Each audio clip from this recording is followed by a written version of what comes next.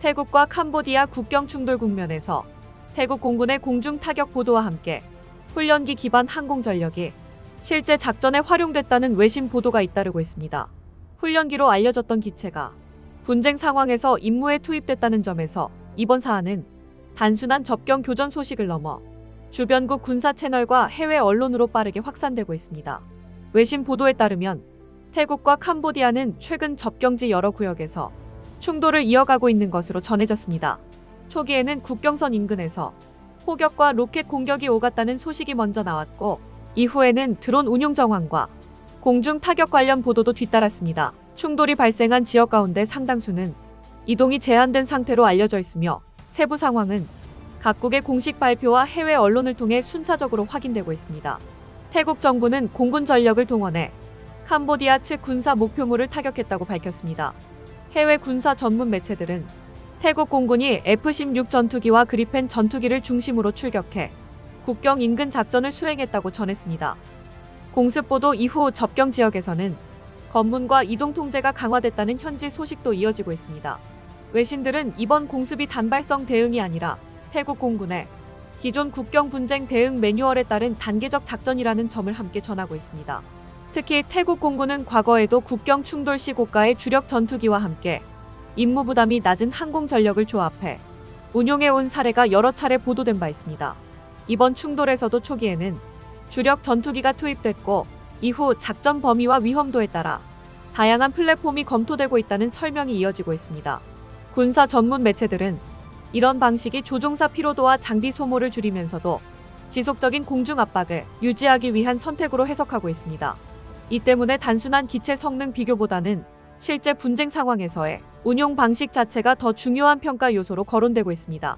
공중 작전 소식이 확산되는 과정에서 군사 채널과 해설 영상에서는 보조 임무에 투입되는 항공 전력에 대한 언급도 함께 늘어나고 있습니다.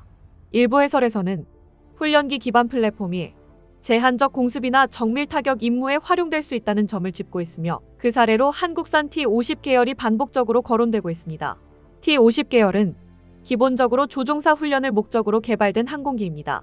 동시에 무장 장착과 임무 확장이 가능한 구조를 갖추고 있어 저강도 분쟁이나 국경 충돌과 같은 제한적 상황에서 경공격 임무에 투입될 수 있다는 평가도 꾸준히 제기돼 왔습니다. 이번 국경 충돌 보도와 맞물리면서 해당 기체의 운용 가능성을 다루는 해외 해설 영상과 분석 기사도 함께 늘어나는 흐름입니다. 반면 캄보디아 측 대응은 지상 전력 중심으로 전해지고 있습니다. 공중 출격 관련 보도는 제한적인 가운데 포병 전력과 로켓 전력, 방어 진지 구축과 관련된 소식이 상대적으로 더 자주 언급되고 있습니다.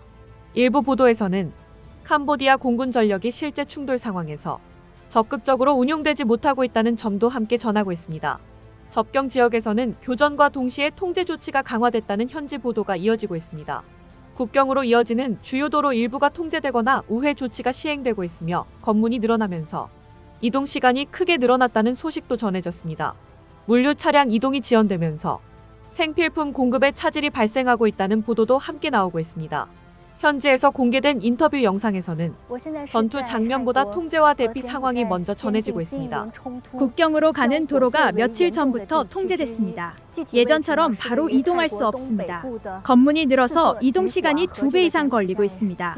트럭이 제때 들어오지 못해 물건 공급이 늦어지고 있습니다. 시장 쪽은 손님이 줄었고 일부 상점은 영업 시간을 줄였습니다. 대피소에는 주민들이 계속 늘고 있습니다. 물과 담요가 가장 먼저 부족해졌습니다. 의약품도 빠르게 소진되고 있습니다. 언제 상황이 들리기 바뀔지는 전부터 길이 아무도 먼저 모릅니다. 막혔다고 적었고, 또 다른 네티즌은 전투보다 검문과 통제가 일상을 먼저 바꿨다고 전했습니다. 현장 영상과 주민 발언은 교전과 동시에 생활 전반에 변화가 나타나고 있다는 점을 전하고 있습니다. 공습 보도와 지상 교전 소식이 이어지는 가운데 긴장 관리 움직임도 함께 언급되고 있습니다. 일부 외신은 외교 채널을 통한 조율 가능성을 전하고 있으며, 다른 매체들은 추가 충돌 가능성을 배제할 수 없다고 보도하고 있습니다. 같은 날에도 군사 행동과 외교적 접촉이 동시에 거론되는 국면입니다. 이와 동시에 유럽에서는 전혀 다른 성격의 방산 관련 속보가 전해지고 있습니다. 전선이 길어질수록 무기보다 생산과 보급이 더 중요해집니다. 폴란드가 한국의 K239 다연장 로켓 체계와 연계된 정밀 유도 로켓을 폴란드 현지에서 직접 생산하는 계약을 체결했다는 소식입니다. 보도에 따르면 이번 계약에는 사거리 80km급 정밀유도 로켓의 공급과 함께 해당 로켓을 폴란드 현지 공장에서 생산하는 내용이 포함된 것으로 전해졌습니다. 단순 구매를 넘어 생산과 기술 이전까지 포함된 계약이라는 점에서 현지 언론의 주목을 받고 있습니다. 폴란드 측은 이번 계약을 통해 무기 수입국을 넘어 생산국으로 전환한다는 점을 강조하고 있습니다. 로켓 발사체뿐 아니라 탄약 자체를 자국 내에서 생산함으로써 외부 공급망에 대한 의존도를 낮출 수 있다는 설명입니다. 납품 일정은 수년간 단계적으로 진행될 예정이며 물량 역시 상당한 규모로 전해지고 있습니다.